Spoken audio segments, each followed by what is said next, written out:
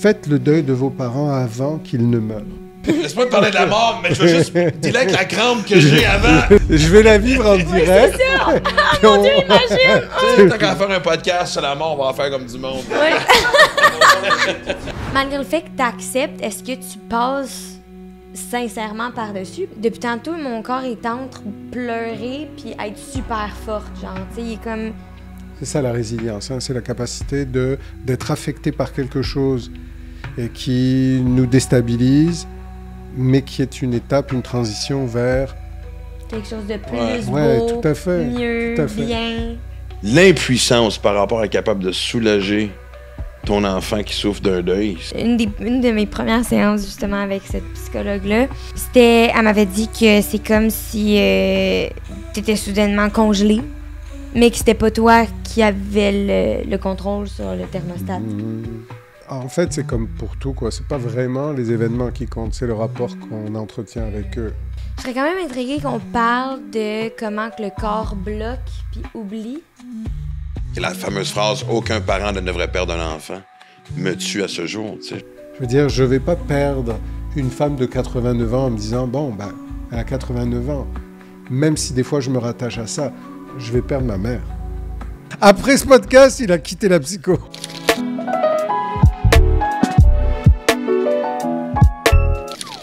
Ouais, c'est sûr que ça va mieux quand j'ai un micro. Hein. Non, mais c'est ça une des raisons pourquoi je me suis j'ai été autant curieuse de plonger dans ce qu'est la psychologie. C'est à cause du deuil que j'ai vécu. Puis j'ai fait... C'est parti? Ben, c'est semi-parti dans le sens où je pense que je commence un peu avec cette anecdote-là. J'ai fait un truc avec Urbania qui était de parler justement de tes expériences. Puis moi, ils m'ont pris pour le deuil parce que ça a été très public. Puis ça a tellement... Tu sais, comme juste d'en parler comme ça, de faire genre, voici comment que je l'ai vécu, voici comment c'est arrivé, J'ai eu tellement de messages d'adultes, enfants, comme toutes, de gens qui étaient juste comme merci de juste l'avoir exposé parce que c'est tellement rare qu'on fait juste en parler. C'était fort, je me souviens encore de cette... En fait, c'était comme un vidéoclip. Ouais. C'était vraiment bon, c'était vraiment fort, donc... Mais bon, bref, bonjour tout le monde. Salut, bienvenue à Trio Psycho. Nous parlons mais du je te laisse, deuil. c'est quoi? Exactement, oui, je vais te laisser faire l'intro, c'est bien commencé. C'était ça mon intro. Ouais. Nous parlons du deuil. De la mort, de la mort. De la mort. De la mort, deuil dans le sens de la mort. Ben, en fait, on parle de la mort, et dans la mort, il y a le deuil, mais il n'y a pas que ça dans la mort. Ils sont en train de s'ostiner. Non, non, non. Mais Vous t'as vu remarquez? comment c'était passif, on s'obstine avec douceur. Moi, je veux juste te dire, j'étais mal à l'aise. Oh! Je me cherchais un safe space. Honnêtement, là, ça commence... Pauvre Marc, qui est comme ma vie depuis le début que j'ai commencé à faire ce podcast. A été bouleversée. Je Non, n'avais mais- plus de colère. Maintenant, Ouais. je ne suis que en colère. Ça y est, on l'a tout mélangé, là, le Ouais. doc. Non, mais Ouais. pour de vrai, je pense Ça serait que... drôle, hein? Qu'est-ce qui est arrivé à Marc Pistorio? Max Olivia. Il a quitté la psycho. Après ce podcast, il a quitté la psycho. Ouais, il a parti un band de métal. Il fait juste... Non, il est Et devenu, ça dérape, c'est bien drôle. il est devenu humoriste avec Mathieu. Ah, c'est ça. Ah, c'est bon, tout ça, j'adore. Non, Ah. mais c'est vrai que la mort, c'est pas un sujet facile parce que, je sais pas si vous avez remarqué, hein, d'abord, c'est un sujet dont on parle peu. Les C'est gens ça que sont je m'en allais mal à dire. l'aise d'en parler. Ouais. Ben, c'est quasiment C'est superstitieux. tabou. C'est quasiment comme l'invoquer. Je pense que, tu sais, c'est pas comme il y a, comme, tu sais, Ouais. plusieurs centaines d'années, mais ça reste encore, ça. Alors, je vais vous poser une question. Souffrez-vous de thanatophobie? Wow. C'est-à-dire, OK. Ben, je vais commencer par faire semblant de savoir ça veut dire quoi. c'est-à-dire Je vais pouvoir avoir l'air La- intelligent. thanatomophobie, donc la peur de la mort. Non. Oh. Souffrez-vous de thanatophobie? Donc, c'était En plus fait, pour vous moi, je vais faire sourire, répondre, mais en même temps, j'aimerais savoir. en fait, oui, parce que moi, j'ai comme 55 ans bientôt au moment où on se parle. J'y pense. Je vois le temps passer vite. Je commence à penser à attaquer les choses que... Ben, pas attaquer, c'est pas un bon mot, mais à cocher les choses que... Pourtant... Mais oui. Non, mais j'en ai coché beaucoup de choses dans ma vie d'une façon très C'est vrai. positive, mais il me reste encore beaucoup. Moi, je crois à la vie après la mort, ce qui m'aide beaucoup avec le fait d'accepter la mort. C'est comme la religion, d'ailleurs. Oui, exactement. Moi, je crois à l'âme et son évolution. Et ma seule crainte, c'est comment. OK. Donc, toi, c'est le comment, mais t'as pas peur de la mort. Genre, tu te lèves pas le matin puis t'es pas Non, comme, pas oh my pour God, l'instant, j'ai non. peur. C'est pas une phobie, c'est pas une préoccupation. Mais mon âge m'a jamais dérangé. Le 5 chicote un peu. Et c'est drôle parce que j'étais dans un tournoi de golf récemment, puis je parlais avec deux hommes, après le match, on jase, blabla, et les deux hommes en particulier venaient d'avoir 60 ans, c'est deux meilleurs amis qui jouent le temps, en tout cas. Et leurs fêtes sont presque en même temps. Et le 6 les a frappés. D'une espèce de constat de vraiment... Il y en a plus derrière que devant, on est d'accord. J'arrive proche de cette zone-là. Okay. C'est chicotant un peu. Comme le dernier tiers de vie. J'ai un feeling, moi je sais pas, puis c'est peut-être que c'est quelque chose à laquelle je m'accroche. Mais j'ai toujours un feeling que ça laisse passer. Je sais pas pourquoi j'ai les chiffres 82, 83. Okay. Je pense me rendre jusque-là. En tout cas, là, j'ai commencé à faire au moins des démarches. Pourquoi tu demandes la question à Marc? Parce que j'attends qu'il me le confirme, c'est un docteur! Ouais, je pense pas que ça fonctionne. Mais je sais que ça peut arriver demain matin. Puis c'est là où j'ai une discussion avec un chum de mon âge récemment, puis il me disait, à chaque 6 mois, je fais une espèce de check-up que si j'apprenais que j'avais une maladie grave, un cancer sévère, là, même pas un cancer, un stade 4 là, que tu comptes les jours, est-ce que je peux partir en paix? À part, je veux dire, évidemment, moi, de perdre Livia, William, puis les gens que j'aime, et vice-versa, j'espère que je vais laisser un vide un peu. Joke à part. Tu parles tellement fort, c'est sûr que tu vas laisser un vide. C'est une joke. Mon Dieu, c'est vraiment silencieux depuis qu'il est parti, lui. Mais même s'il reste encore des choses à cocher, je peux partir. Je pourrais quitter cette vie-là, moi qui crois à la vie après la mort et étant... Moi qui crois que chaque vie sur Terre est une mission pour grandir en tant que personne, je partirais de celle-ci la tête haute. Bon. Donc... Moi, ouais. Non, mais c'est parce que... Quoi, c'est-tu une réponse oui ou non? Ou... Non, mais non, c'est non, il faut qu'il y ait des explications qui sortent de ça. Mais... Ce que je me demandais, en fait, c'est quoi la perspective de la mort quand on est dans la vingtaine? C'est intéressant. Écoute, c'est vraiment une bonne question parce que je pourrais parler pour moi autant que je pourrais parler pour, je pense, une génération. Ouais. Si je parle pour une génération, je pense que c'est pas vraiment quelque chose qui nous inquiète, mis à part si justement t'as la... Ben, t'étais comme ça à 20 ans toi aussi, j'imagine, non? C'est pas quelque chose à laquelle tu pensais. Mais je réalise, quoi, en fait. Tétamophobie, c'est quoi, non? Thanatophobie. J'ai dit, vous avez pas ri, puis ça m'a rendu triste. Non, mais parce qu'on se parlait. Hey, un podcast à la fois, là. La tristesse, ça sera un autre. Vas-y, recommence, peut-être qu'on va rire. Si je parle pour une génération, je pense que c'est pas vraiment quelque chose qui nous stresse, vu qu'effectivement, on est quand même dans le début. Puis j'aurais tendance à dire que, à part si tu vis un deuil proche, puis même encore là, tu sais, le corps, on s'adapte tellement, le cerveau s'adapte tellement, que même si j'ai vécu un deuil à un jeune âge, au début, là, je réalisais plus comme, oh mon Dieu, OK, ça peut partir à un claquement de doigts, il faut y faire attention. Mais de là à dire que j'ai peur de la mort... Que ça, c'est plus un concept que tu comprends que quelque chose que tu ressens. De là à dire que j'ai peur de la mort, je la réalise, puis je pense que c'est pas une mauvaise chose qu'on la réalise, parce que c'est vrai, on est chanceux d'avoir une vie sur Terre. Faut faire du mieux qu'on peut pour être bien, pour laisser sa marque, blablabla, mais je pense pas non plus que c'est bon d'avoir peur, parce que là, tu pourris ta chance, dans un sens. Ça peut te paralyser. Moi, je pense que c'est peut-être une bonne motivation, par contre, dans le sens de... Tu l'as dit, mais si on prenait juste conscience de c'est quoi d'être sur une planète qui accueille la vie, à la base, je sais que ça fait très... non, mais c'est vrai, quand tu y penses. Un peu, là, mais oui. Donc, ce privilège-là, la phrase qu'on entend le plus souvent, c'est à quel point que ça passe vite. Et moi, je sais que ma mission pour le temps qui va me rester ici, c'est...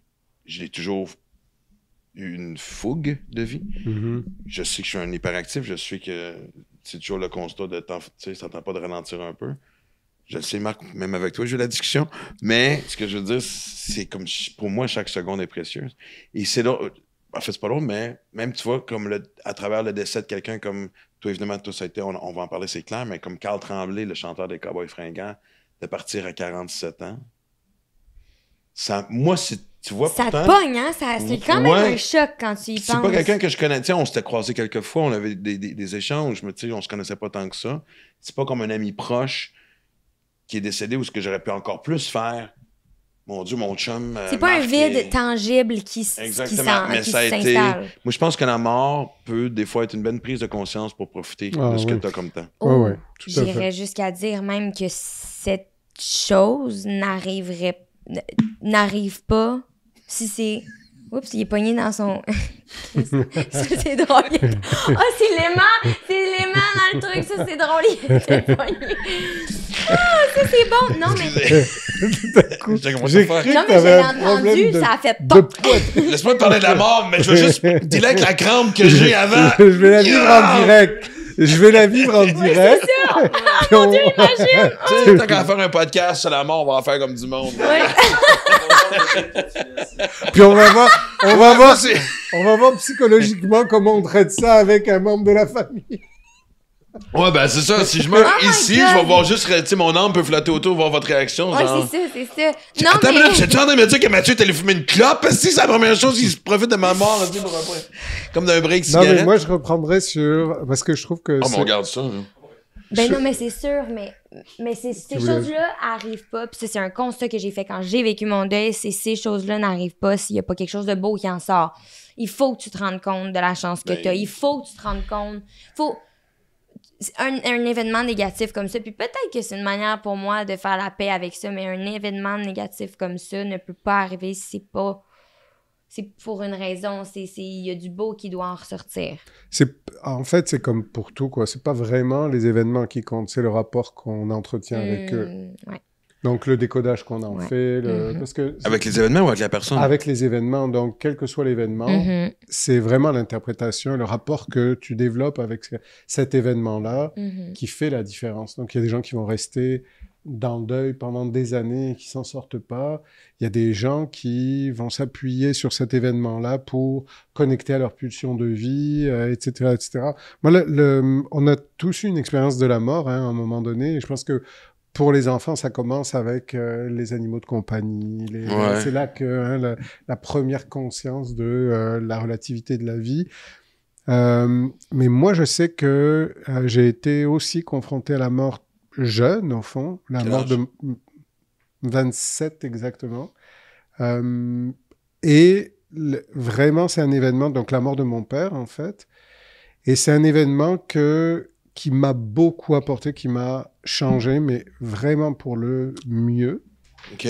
Pour le mieux, parce que j'avais des choses à régler avec lui, on a fait il m'a invité, en fait, à faire ce travail-là en fin de vie. Invité, c'est un bon mot. Et donc, ça a été extrêmement... littéralement invité? Oh oui, c'est-à-dire que vraiment, et j'étais déjà au Québec, en fait, donc il était dans le sud de la France et on a su que ça allait vraiment pas bien. Et j'ai quitté à ce moment-là le Québec pour aller passer à temps plein ses derniers 2 mois de vie, en fait, où on était vraiment tous les deux ensemble, tous les jours. Et là, il m'a parlé. Il m'a expliqué des choses. Il s'est excusé. Et cet événement-là, paradoxalement, m'a complètement connecté à ma pulsion de vie plutôt qu'à la peur de la mort, en fait. Parce que j'ai vécu, à travers cet événement-là, un héritage, en fait, tout ce qui m'a laissé de bon, comme je disais, de réparateur. Et ça m'a vraiment propulsé dans... J'ai vécu ma peine, j'ai vécu mon deuil, mais comme j'avais amorcé aussi tout ça avec lui, j'ai pu passer à autre chose. Et je me dis que c'est exactement ça, au fond. Quand je te disais, c'est le rapport qu'on entretient avec les événements. Oui, c'est un événement dramatique, mais à la fois, il a été vécu d'une telle façon que je ne suis pas resté avec rien. Je pense que... non seulement rien, mais tu es obligé de faire tes propres déductions. Exactement, où je n'ai pas pu lui parler, où on n'a pas pu se comprendre, où on n'a pas pu... Et je dis aux gens, particulièrement avec leurs parents, faites le deuil de vos parents avant qu'ils ne meurent. Moi, j'adore ça pour 2 choses. Moi aussi, j'ai perdu mon père, j'avais 25 ans. Ça n'a pas été un père présent. Et j'ai eu le droit, sans avoir de longues explications, j'en ai eu, mais j'ai eu le « je m'excuse, je suis désolé », auquel j'ai répondu « ne t'inquiète, ne t'en fais pas », juste ça de l'entendre, c'était déjà quand même bien. Bien sûr. Puis, j'ai eu la discussion avec ma mère, j'ai un rapprochement avec ma mère ces temps-ci. J'avais une discussion à un moment donné avec ma sœur où on se disait... J'avais l'impression que la journée que ma mère partirait, que c'était quasiment comme si c'était... Ouf, ça va être tough, ça, podcast. Ça va être... C'est quasiment comme si une étrangère, pourtant qui m'a donné la vie, était partie. Et... ça s'est fait naturellement et pas à coup d'ultimatum. Il y a une transformation dans la relation avec ma mère qui est extraordinaire. Et je trouve que c'est une bénédiction d'apprendre à connaître ma mère avant. Parce qu'elle a quand même 46, c'est quel âge? Mais elle approche 80, tu sais, fait que... Elle a 80. Mais pourquoi tu disais ça va être dur, ce podcast? Ben, parce que on a tous les yeux un peu rouges, puis moi, ben, c'est sur le bord d'éclater, là, tu sais, juste de parler de... Mais difficile, mais beau en même temps, là. Mais ça... Ouais, c'est ça. C'est que moi, ça m'émeut, si tu veux, de repenser à cet événement-là, mais ça me rend toujours heureux. Ah ouais? Foncièrement heureux. Ouais, d'avoir vécu ça, parce que je le vois au quotidien des gens avec qui je travaille en thérapie, combien la relation aux parents est toujours souffrante pour les gens qui viennent consulter, hein, parce qu'ils ont certains enjeux. Donc, et je vois combien, alors que les parents sont vivants, combien le dialogue est difficile, combien les souffrances se répètent, combien il y a une détresse, combien il y a un sentiment de « je suis pas vu, je suis pas compris, je suis pas validé, je fais des mauvais choix de vie, etc. » Donc, il y a ces conséquences-là, en fait, que je n'ai pas eu à vivre, en fait, grâce à cette attitude de grande maturité. Et je pense que vraiment, il y a un... On n'a pas besoin d'être un parent parfait. Mais si on reste ouvert, en fait, à la souffrance de l'enfant, même si l'enfant est adulte, ça va faire une différence. Et tu vois, moi, je m'étais fait poser... Oh, excuse. Non, mais c'est quelque chose que je peux dire, genre, à plein de places dans ce podcast-là. Puis j'ai même un peu essayé de commencer à l'initier tantôt. Puis c'est vraiment que... Je sais pas, certainement pour moi c'est important vu que je comprends cette émotion. Ben, le deuil, c'est une émotion? Ça traduit, enfin c'est un processus qui traduit un ensemble d'émotions. Ok, j'adore. Wow. Merde, ça paraît que t'écris des livres, tu vois. On en parlera du deuil parce qu'il y a des étapes qui ont été clairement définies et ça n'a jamais été... Exact. Depuis des décennies. C'est pas comme 7 étapes, d'ailleurs? C'est pas... En fait, c'est qu'elles sont... Mais je veux que tu termines. Non, mais c'est vraiment je vais revenir dessus. Je pense que c'est important. Une de nos missions, peut-être même avec ce podcast-là, c'est de faire... de comme... mettre moins de lourdeur. Puis je suis comme vraiment contente de ce que tu dis, puis genre que tu nous donnes cette partie-là de toi, puis parce que je pense que c'est vraiment important de comprendre que c'est quelque chose qui doit être... Oui, c'est très lourd, comme tu l'as dit, ça évoque énormément d'émotions qui peuvent être intenses, exact, mais c'est quelque chose qui fait partie de la vie, puis qui va arriver, peu importe ce que tu essaies de faire. Ouais, c'est important de rebondir. Puis c'est vraiment le sens de la résilience. C'est ça la résilience, hein? C'est la capacité d'être affecté par quelque chose qui nous déstabilise, mais qui est une étape, une transition vers...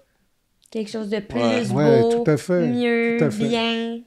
Ouais. Puis tu vois, on a tous des gens autour de nous qui ont vécu des deuils de façon différente. Moi, je m'étais même fait poser la question, aimes-tu mieux partir, exemple, d'une crise cardiaque ou d'une longue maladie? Le choix évident étant le cancer. Quel drôle de question. Ouais, mais tu sais, ce genre de questions autour de la table, les questions à 1000$, comme on dit. Ah, okay. Et moi, j'avais toujours dit, je préférais partir par d'une crise cardiaque, c'est rapide, sans douleur. Et quelqu'un m'a dit, non, moi, je préfère avoir le temps d'apprécier, de faire des choses une dernière fois et surtout d'avoir des discussions avec les gens que j'aime. Ça m'a tellement frappé de penser que moi, mon premier côté, tu sais, j'avais comme presque été égoïste dans mon choix de mort. Ben, peut-être pas égoïste, mais tu sais, de dire que oui. Parce que oui, je suis content d'avoir une discussion avec mon père, comme j'espère que la journée que moi, ça va m'arriver, d'avoir, même si c'est quelque chose de soudain, d'au moins avoir, tu sais, que Livia, son frère, a eu le sens de « je suis à la bonne place », les choses avec papa ont été dites. Parce que ceux qui ont... Excuse-moi, mais parce que je connais tellement de gens de qui un frère, une sœur, un parent est parti subitement avec tellement de questions par rapport à leur relation, de choses pas... Et c'est une frustration que tu vas traîner toute ta vie. Tout à fait. Mais c'était pour compléter ce que tu dis, parce que quand tu dis que cette personne, par exemple, réagissait en te disant moi, je préfère avoir le temps d'eux, mais l'idée, c'est de ne pas attendre l'information de sa mort annoncée pour faire ce travail-là. C'est tellement intéressant, ça, oui, c'est vrai. Hein? Mais bien sûr. Au fond, c'est pas l'idée de je vais perdre rapidement mon parent ou ma conjointe. Mais c'est l'idée de j'ai des choses à dire ou j'ai des questions à poser et de ne pas attendre, en fait, en pensant que la vie est là et puis que tout à coup, quand on est dans l'urgence, maintenant, on a besoin de vivre plus intensément ou faire plus de choses ou tout à coup parler maintenant, en fait, n'attendez pas, quoi. C'est ça l'idée. Puis il y a beaucoup de gens qui se questionnent sur leur histoire, hein, surtout les gens blessés ou les gens qui ont eu des histoires difficiles, et ceux-là ne devraient pas attendre. Donc, aller poser des questions à un parent sur c'est quoi l'origine de mon histoire ou dans quel contexte, ou est-ce que j'ai bien ce souvenir-là, ou de créer le dialogue. Et les gens attendent, en fait. Il y a deux directions, je pense, qu'on peut prendre avec ce qui vient d'être dit. On parlait de l'entourage. Toi, tu as soulevé qu'il y a un entourage qui vit ça. Puis je pense que ça peut être intéressant d'aller dans comment qu'un entourage peut être un bon support. Parce que moi, ça a été un de mes grands problèmes. C'est que j'étais tellement ingérable, pour toutes les bonnes raisons du monde, incapable de contrôler, comprendre même ma peine, ce qui arrive, dans le déni, dans toutes les premières étapes qu'un deuil implique. Puis mon entourage a énormément écopé. J'étais méchante. Puis encore une fois, honnêtement, j'avais le droit d'être fâchée, puis de sentir tout ce que je sentais, mais je le sais que j'ai blessé, notamment une de mes meilleures amies, mes parents, d'autres gens autour de moi que je connais peut-être même pas, mais qui ont écopé de ça, puis je pense que ça serait intéressant de... Ouais, je vais me racheter là-dessus, parce que ça va amener... ce que je trouvais difficile, si beaucoup de gens doivent le vivre, c'est de quelqu'un qui a ce genre de perte-là, juste pour que les gens le savent, parce qu'on en parle au début, mais évidemment...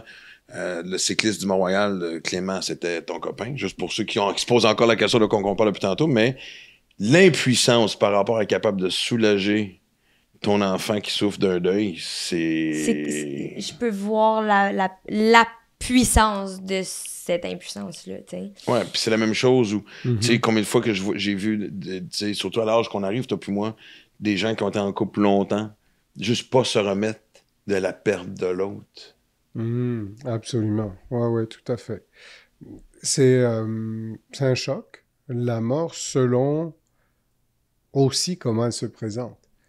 Parce qu'il y a des morts qui sont plus dramatiques que d'autres, même si la mort est difficile en soi. Je pense que, sans comparer les souffrances, hein, mais il y a des morts qui arrivent à un âge où on est censé être au cœur de la vie. Un enfant qui est frappé d'une maladie puis qui disparaît en quelques mois, je veux dire, il y a l'élément traumatique. Hein. Une personne qui arrive à 80, 85 ans, bien sûr que c'est triste. On le sait, on a un parent encore qui est vivant et qui est âgé, mais ça se conçoit mieux. C'est attendu. C'est plus dans le cycle de la vie. Oui, mais ça reste un bouleversement complet pour la personne parce que moi, je sais que ma mère a 89 ans. Je veux dire, je ne vais pas perdre une femme de 89 ans en me disant, elle a 89 ans. Même si des fois je me rattache à ça, je vais perdre ma mère. Ça n'a pas d'âge. Mais il y a aussi le constat, parce que tu as dit que tu as perdu ton père, c'est la même chose pour moi, et je me rends compte que la seconde que je vais perdre ma mère, je deviens orphelin. Mais il y a aussi quelque chose qui est difficile. On va peut-être aller dans toutes les directions. Mais moi, je me souviens que ma grand-mère qui a perdu parce que mon père est décédé avant ma grand-mère. Et la fameuse phrase « Aucun parent ne devrait perdre un enfant ». me tue à ce jour, tu sais, je veux dire. Je pense pas que tu peux juger la peine ou le deuil de quelqu'un, mais celui-là me semble tellement horrible, surtout lorsqu'on parle d'enfants, comme tu dis, tu sais, de 5, 6, 7 ans, peu importe, ou tu sais, très jeunes, qui débutent leur vie. Là, je pense que quand on est parent, c'est vraiment une terreur que de se dire si je perds mon enfant ou je veux dire, c'est ce que c'est. Mais l'idée, je crois, c'est que la personne va vivre cette étape-là, en fait, en fonction de critères très, très personnels.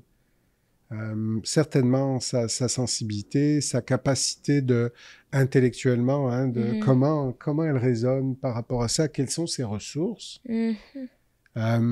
Parce que l'isolement, en fait, là encore, c'est à combattre absolument, quoi. Quand on est endeuillé, il faut aller chercher de l'aide, il faut pouvoir en parler, il faut pouvoir mettre des mots aussi. 100%. C'est moi qui ai lancé la question tantôt, puis je pense que je vais m'auto-répondre, mais ça suit exactement ce que tu viens de dire. Puis c'est... Tu sais, moi, un de mes premiers réflexes, dès que c'était arrivé, c'est sûr que j'avais 16 ans, fait que j'étais en mesure de comprendre déjà plus que quelqu'un de 10 ans qui perd un parent ou quoi que ce soit, tu sais. Mon premier réflexe a été de faire comme, OK, j'ai besoin d'une aide professionnelle parce que j'ai clairement pas ni personne dans mon entourage a les outils pour m'apporter ailleurs. Fait que oui, effectivement, ne pas se mettre dans son coin, s'isoler, c'est vraiment une solution, mais aussi, je viens d'avoir un flash de qu'est-ce que je disais dans les années où c'était peut-être un peu plus frais puis que j'essaie encore de faire passer un message, c'est je veux savoir que t'es là, je veux juste le savoir. Je veux juste savoir que t'es là puis je veux pas aucune pression de faire comme sache que je suis là, sache que je suis là ou genre mais là tu parles de tes amis ou tu parles de l'esprit de Clément ou tu veux dire non, elle parle non mais c'est une vraie question parce que je comprends pas la question. Ben il se demande si tu parles de justement des gens qui t'entouraient physiquement et de la façon dont ils t'aidaient, ou si tu parles ou si tu évoques le Clément justement qui était décédé en lui parlant, en lui disant je veux que tu sois là, mais comme si tu t'adressais à lui en fait. Donc toi tu parlais plutôt de la façon dont les gens t'aident. Mais, ouais. C'est ça? Oui, parce que Clem, je sais pas où est-ce qu'il pourrait m'aider, là, genre... Non, mais tu sais que t'as vu des médiums, tout pour... Excuse-moi, je sais pas une question de... Non, je sais que ta question était pas... je l'ai sincèrement juste pas compris. Moi, je suis aussi très croyante dans l'énergie, c'est ça, je crois vraiment à l'énergie, puis je crois que...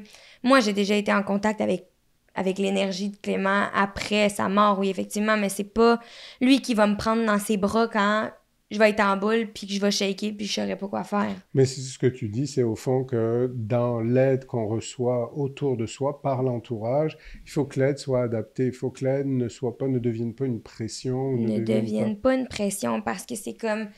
T'es tellement frustré que t'as pas envie que quelqu'un vienne mettre encore plus de lourdeur sur ton ressenti, tu sais, sur tout, sur toi. C'est que la volonté d'aider peut parfois devenir une pression ou une intrusion.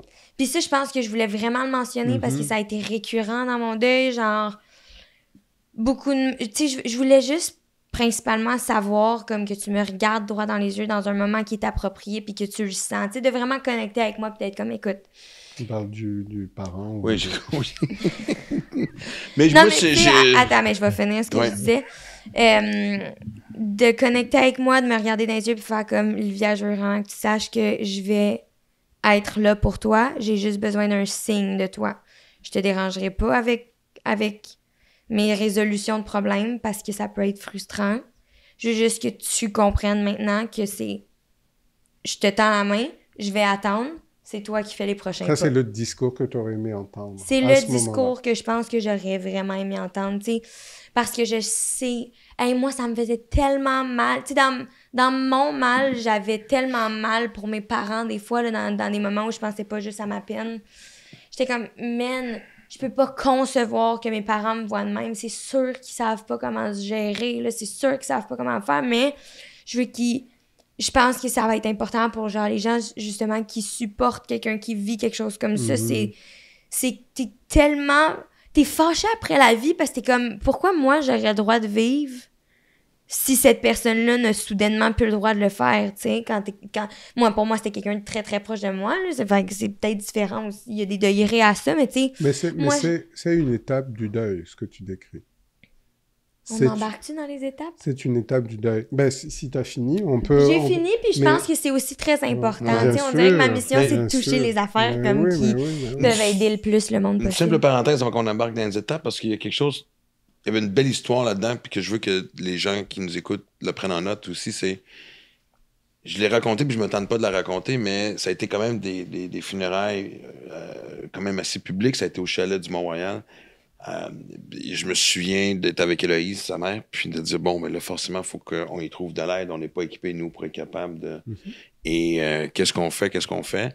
Et elle était là avec les amis de Clément dans un coin, puis elle est venue nous parler, puis elle a juste fait Hey, by the way, moi, ça va pas vraiment bien, faut qu'on me trouve quelqu'un, faut que j'aille parler à quelqu'un. Ciao! Personne s'y rejoindre ses amis. Je dis ça avec un peu un sourire en coin, mais tu comprends? Il y avait quelque chose de beau où on venait d'avoir la discussion, Héloïse et moi, genre, faut qu'on y trouve quelqu'un. Et littéralement, quelques secondes après, elle est arrivée en disant Hey, by the way, j'ai besoin d'aide. Je vais retourner. Vous laisser penser à ça, mais je pense que je sais même pas c'est quoi la force qui est apparue en moi pour faire genre yo, la gang, j'ai 100% besoin de parler à quelqu'un. Je sais même pas d'où ça sort, mais je pense sincèrement que lorsque ça vient à un deuil, il faut de l'aide extérieure. Puis pas extérieure. Peut-être que ton parent est psychologue puis il y a des meilleurs outils que d'autres pour t'appuyer là-dedans, mais je pense vraiment que de l'aide extérieure, c'est comme... Faut pas que ça, ce soit une menace pour la personne qui voit ça. C'est tellement bénéfique. Là. Oui, même quelques séances. Et il y a des psychologues qui sont spécialisés en processus de deuil. C'était ça. C'était une qui était spécialisée faut le savoir. Oui, c'est ça, faut le savoir. Hein, en fait, et les gens, notamment au Québec, dans d'autres pays, c'est différent. Mais au Québec, l'avantage, c'est qu'il y a un service de référence qui propose des références gratuites, en fait, donc de 3 psychologues. Si les gens appellent en disant... je vis un processus de deuil ou un de mes proches vit un deuil, suggérez-moi des noms, on va leur donner 3 noms de psychologues qui vraiment se spécialisent là-dedans.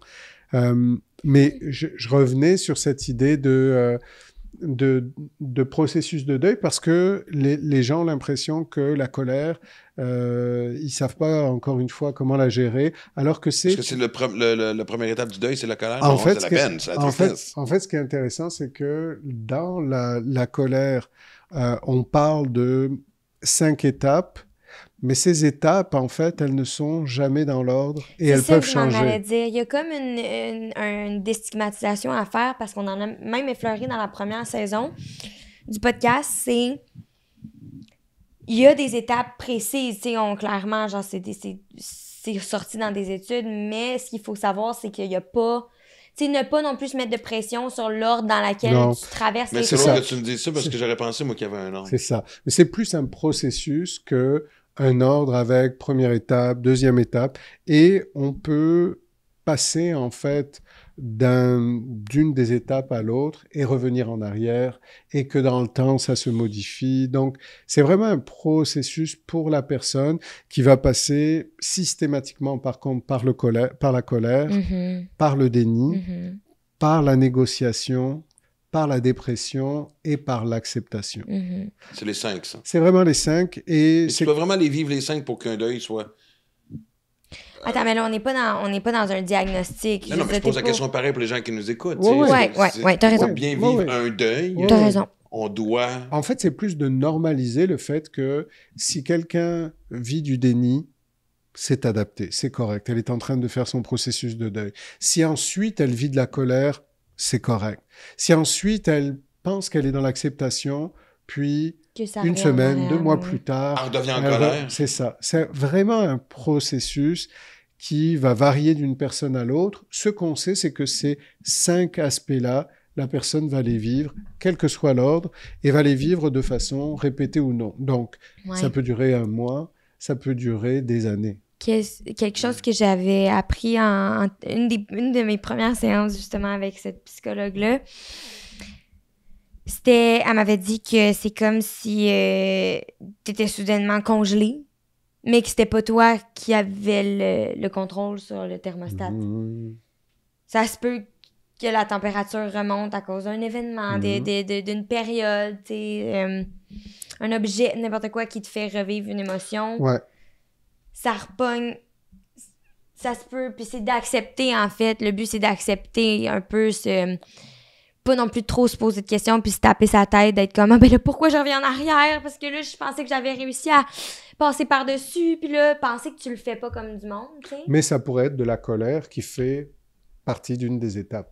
Que de se dire ça. 100%, mais tu sais, mon but dans cette intervention-là était plus de dire exact. C'est de pas faire comme puis de partir en peur, puis de dire je reviens en arrière, c'est normal. Tout à fait. Puis là où on s'inquiéterait, c'est quelqu'un qui ne vivrait rien par rapport à un deuil. Donc quelqu'un qui est complètement dissocié, bloqué, donc il n'y a pas d'émotion, il n'y a pas de colère, la personne reprend son quotidien, n'exprime rien, ne parle de rien. Mais là, c'est du déni x10. C'est que tu peux pas avoir autant d'indifférence par rapport à la perte de quelqu'un. C'est sûr. C'est sûr que là, c'est plus inquiétant s'il n'y a aucune manifestation de quelle qu'elle soit, en fait. Et donc là, l'idée, c'est au contraire de vivre ces étapes-là, puis d'essayer d'aller absolument chercher de l'aide.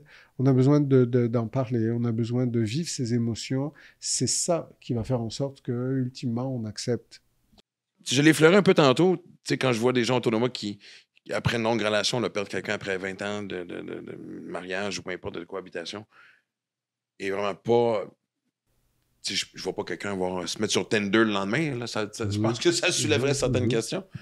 Mais je parle d'années plus tard, être encore fermé à des rencontres ou être encore dans cette... de ne pas avoir trouvé une façon d'avoir comblé... Je ne sais pas si le vide est une bonne expression, tu sais, mais est-ce qu'on peut... Est-ce que ça se peut un deuil trop étiré? Je cherche les bons mots, là, mais... Un deuil qui finit plus. Exact. Ouais, l'idée du deuil, c'est que ça se résout toujours par une acceptation. S'il n'y a pas d'acceptation, c'est-à-dire si on n'accepte pas le deuil de quelque chose ou de quelqu'un, à ce moment-là, on a besoin d'aller voir qu'est-ce qui est bouleversé, qu'est-ce qui est suffisamment, qu'est-ce qui a été profondément presque traumatisé pour ne pas pouvoir revenir à quelque chose de justement qui laisse aller. Ouais. Donc, ça peut durer des années, mais à un moment donné, l'acceptation fait en sorte que la personne retrouve en fait un équilibre, une harmonie par rapport à cet événement-là. C'est ça plus qui va déterminer au fond si le deuil dure trop long, c'est que ça ne se termine pas. Il n'y a jamais d'acceptation. Et la personne vit en fonction de ça, s'empêche de vivre de nouvelles expériences, s'empêche de quitter un lieu, de quitter un pays, parce qu'elle est encore prise, coincée dans son deuil. Là, il y a un travail à faire. Je vais revenir à la question que tu as posée en commençant le podcast sur si on était, pas thanatonaute, là, mais thanatophobe ou... Moi non plus, je m'en rappelle pas. Ouais. Si on était... Je suis pas dire Teletubbies, fait que regarde, c'est vraiment... c'est pas la même chose. Non, mais Thanatophobe. Thanatophobe. On dirait que je le suis de moins en moins. Ben, je pense pas que j'ai déjà été, mais je le suis pas en vieillissant. Puis pendant longtemps, quand j'avais l'âge de Léviard, puis même dans la trentaine, je regardais des gens qui avaient 85, 90, je me disais comment tu peux ne pas y penser tous les jours. Et je voyais une sérénité dans certains gens, dans l'acceptation de « Hey, je suis rendu là, ça va arriver. » Je trouvais ça quand même très beau. Ouais. Oui, je pense qu'il y a quand même cette idée de rester en contact avec sa pulsion de vie, c'est accepter aussi les cycles de vie, quoi, en fait. Parce que sinon, on n'est pas en contact avec la vie. Qu'est-ce qui te fait sourire? Ben, je trouve ça beau. Ah, OK. Pourquoi chaque fois qu'on parle de ça, je pense au Roi Lion. Il faut même pourquoi, c'est le cycle de... Du deuil? Non, le cycle de la vie. C'est pas une des deux. Ouais, non, je comprends ce que tu veux dire, mais... Mais ce qui est particulier, c'est le rapport que les gens entretiennent avec la mort. Donc, on parlait de la thanatologie, l'étude de la mort. Les thanatologues sont des gens qui étudient pour justement faire ce métier de accueillir les morts, les préparer, etc., etc. Et moi, j'ai enseigné à des thanatologues et ils ont un rapport à la mort qui est vraiment différent. Ah, je suis curieuse. Explique. Une fascination pas du tout de... Malsain. Psychopathique. Évidemment, pas de phobie, pas de... Non, mais On je parle veux pas de dire, Dexter, là. non, c'est ça, c'est au fond ce qui les intéresse, hein, c'est justement comment préparer un mort, l'aspect physiologique, les réactions, Ouais, c'est ça. comment Chimiquement, préparer qu'est-ce qui se passe à l'intérieur du corps, ouais. Et ça, c'est quand même particulier parce qu'il n'y a pas du tout d'anxiété, il n'y a pas du tout de... Alors que je vois bien que au fond, hein, à un moment ou à un autre, cette idée de la mort, elle nous rattrape. On ne peut pas passer une vie à ne jamais réfléchir à la mort et à se faire une position, à avoir une position vis-à-vis de la mort, quoi. Je pense qu'au contraire, c'est important de le faire sans que ça tombe dans l'anxiété ou dans la phobie. Mais c'est important à un moment donné Ça t'empêche de vivre, c'est ça, faut pas ça faire. C'est surtout Moi, que... je répète, je trouve ça le fun quand tu t'en sers comme moteur, de dire pendant que je suis ici, je vais en profiter. Ouais, la vie aurait aucun sens sans la mort, quoi, ou sans la perspective de la mort. Non, mais pour moi, c'est vraiment important de revenir au processus entourant le sujet de la mort, tu sais, comment est-ce qu'on réussit à passer à d'autres choses, parce que je sais que ça peut être extrêmement encombrant quand quelqu'un vit ça, puis tu vois pas vraiment la lumière au bout du tunnel, puis t'as beaucoup de misère à t'accrocher à quoi que ce soit. Fait que peut-être aller un peu plus dans les résolutions de problèmes. Ouais, mais je pense que ce que tu disais, en fait, c'est un des... En tout cas, il n'y a pas de une étape ou une façon de faire et une seule, mais ce que tu disais pour toi, c'est une démarche spirituelle, hein, finalement, que de te dire, la mort n'est pas une fin, j'aurai d'autres choses à vivre, j'espère mieux les vivre encore, puis mon mandat de vie, etc. Donc, je pense que ça, c'est déjà une façon de faire en sorte que la mort soit plus acceptable, que le deuil des autres, mais aussi la perspective de ta propre mort soit plus envisageable. Plus douce, plus apaisant que frustrant. Le point, c'est moins les modalités que de trouver sa propre modalité ou ses propres modalités. Donc, il y a des gens, par exemple, qui vont, par rapport à d'autres, ils ont perdu quelqu'un, ils vont créer des rituels. Mm-hmm. Donc, des rituels de toutes sortes, vraiment, on entend toutes sortes de choses. Hein. Écrire une lettre, la faire brûler, la jeter à la mer. Je pense il y a quelque chose que je trouve de beau anthropologiquement quand tu regardes à travers les différentes cultures, à travers le monde, leur façon, et pas juste individuellement, mais même globalement dans l'entourage, le village, l'environnement. Bien sûr. La mort, elle est toujours reprise culturellement ou sur le plan spirituel. Donc, effectivement, en fonction des cultures, en fonction des croyances, en fonction des valeurs, les gens vont avoir des recettes différentes. Donc, toi, c'en est une, les rituels, mais il y a des gens qui vont aller vers des groupes de soutien. Ils ont besoin d'en parler à des gens qui ont vécu la même expérience. Il y a des groupes de soutien au deuil, hein, en fait, ça existe. Il y a des gens qui vont avoir une démarche beaucoup plus introspective de méditation, de contact, en fait, hein, ou d'entretenir le contact avec la personne qu'ils ont perdue. Et je pense que l'idée, c'est qu'est-ce qui va me permettre de sortir de l'isolement et qui va me permettre aussi d'accepter cette étape-là et d'en faire quelque chose. D'en faire quelque chose qui, tout à coup, devient moins souffrant et plus inspirant. Mm. Mm. Je pense que depuis le début, j'essaye de comme... Mon corps se retient de ressentir. Mm-hmm. J'ai peur de partir en couille, genre, si je pas... Non, merde, j'arrête pas de penser. J'ai peur de comme éclater en sanglots si je me remets dedans, mais je pense que c'est parce que ce serait bénéfique que je me rappelle... C'est drôle. OK, en fait, je sais exactement vers où je veux que ça s'en aille, cette question-là. C'est que je serais quand même intriguée qu'on parle de comment que le corps bloque puis oublie. Je pense que ça, c'est une partie qui est importante du deuil, c'est que souvent, on va avoir tendance à comme congeler cette partie-là de notre cerveau, tu sais, ne plus se rappeler. Parce que le corps n'oublie jamais. Corps n'oublie pas, mais le cerveau, tu sais... Peut-être que, parce que ce que tu parles, c'est peut-être plus justement hein, d'une réaction plus défensive pour éviter de recontacter la même souffrance ou la peine ou... Parce que quand tu dis le corps bloque, tu veux dire à ce moment-là de... Depuis tantôt, mon corps est entre pleurer puis être super forte, genre, tu sais, il est comme mélangeant de ces deux-là, puis aussi comme ce que je me rappelle pas, c'est mes 3 mois post-traumatisme. Je me rappelle de rien. Les 3 mois qui ont suivi le deuil? Je me rappelle... Enfin, le décès. Ouais, je me rappelle de quelques instants, mais mon cerveau ne se rappelle plus. Je sais pas s'il y a des termes un peu plus, comme techniques ou genre scientifiques ou quoi que ce soit, mais vraiment, je me rappelle pas de mes 3 mois. Comme une amnésie. Ouais, j'ai juste comme... Je me rappelle qu'on était allé voir les Canadiens. Je me rappelle que j'habitais chez Clem, mais je me rappelle pas de comment que je me levais le matin. Je me rappelle pas si je suis allée à l'école tant que ça. Ouais, donc, tu as une mémoire de surface plus que...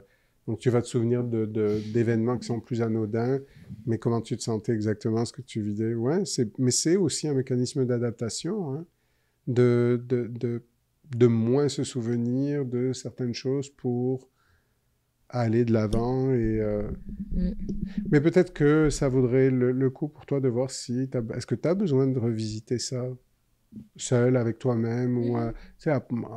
et je pense que c'est ça l'idée, quoi, aussi. Mais je pense que c'est genre un grand questionnement que je me pose en ce moment, c'est malgré le fait que tu acceptes, est-ce que tu passes sincèrement par-dessus? Parce que, tu sais, moi, je vis ma vie sans que ça m'affecte à tous les jours. Puis, ouais. Mais, tu sais, on en parle là, puis je suis quand même émotive, je suis quand même... Bien sûr, bien sûr. Tu sais, est-ce qu'on passe sincèrement par-dessus? Il y a toujours des... Tu sais, admettons que je suis en auto, puis que là, il y a du trafic sur parc, puis là, que je passe par la montagne, puis je vois le vélo à Clem, puis je suis comme... M'emmène, mais comme... Ouais. Mais je pense que c'est ça tout ce dont on parlait tout à l'heure, hein, c'est l'élément de résilience, c'est je n'oublie pas, je peux recontacter la peine que ça a généré en moi, mais ma vie continue parce que moi, je suis vivant. C'est vraiment ça l'idée, hein. Donc c'est normal aussi qu'à certains moments, là on l'évoque, donc c'est normal que tu recontactes des choses, mais ou passer par la montagne et tout à coup... donc, c'est ça l'idée les mémoires émotionnelles, elles sont toujours là. Maintenant, est-ce qu'elles s'expriment toujours? Non. Et à partir du moment où la vie n'est pas complètement tout à coup bloquée, où on devient dysfonctionnel, à ce moment-là, ça veut dire que oui, on a passé cette étape-là, puis elle fait partie d'une étape de notre vie qui est fondamentale, mais qui ne nous empêche pas de vivre, en fait.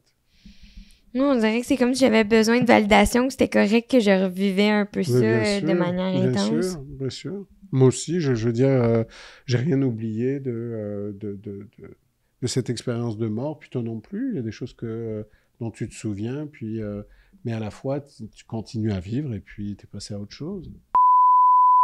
J'ai dû prendre un moment. Je suis... étonnamment, parce que d'habitude, je pense que je parle avec un certain filtre quand j'en parle en public.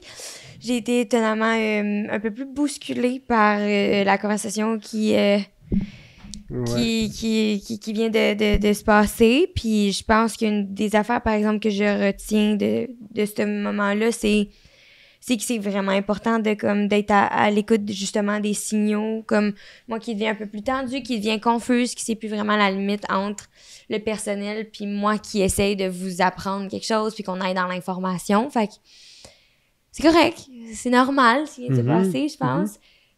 C'est beau, moi, dans un certain sens, ça me rappelle que je suis humaine puis que ça se peut, des émotions comme ça qui remontent. Ouais, puis c'est d'accepter que certains événements de la vie, certaines situations vont nous remettre en contact avec des émotions avec lesquelles on vit au quotidien, mais qu'on n'oublie pas. Notre corps n'oublie pas et on n'oublie rien de notre histoire non plus.